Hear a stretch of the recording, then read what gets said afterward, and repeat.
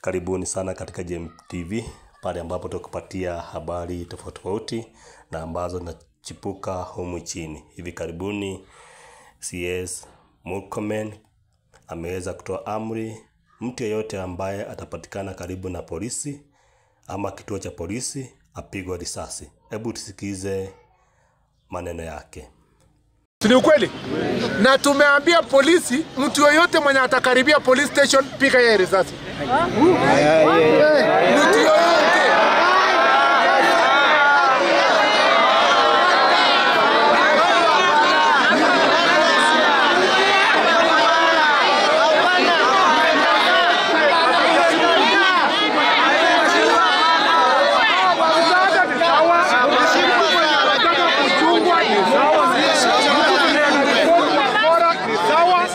Lakini mtu mwenye anajaribu kuenda kuiba bunduki, ati anaenda kunyang'anya polisi bunduki.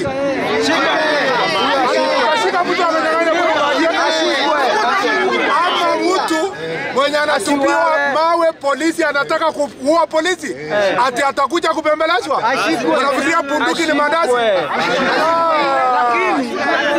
Lakini wananchi wa area hapa mwenye anakuja kuripoti, mwenye amekuja kukosea nini, mwenye amefanya nini, anaandikiwa, unapeleka kotini, hiyo anapelekwa kotini. Lakini mtu mwenye anakuja kuchukua bunduki,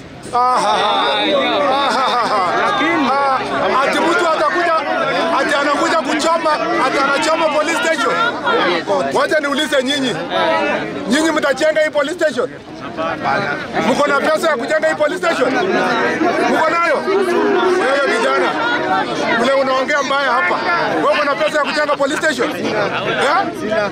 Na hii maneno unaongea mingi ni nini? Hata koti hatuna. Hapa mambo ya kuchoma police station hii ni ya mwisho. Asanteni sana kwa kusikiza GMTV na muendelee kuwatch video yetu. Taendelea kuwaletea habari moto moto. Asanteni sana.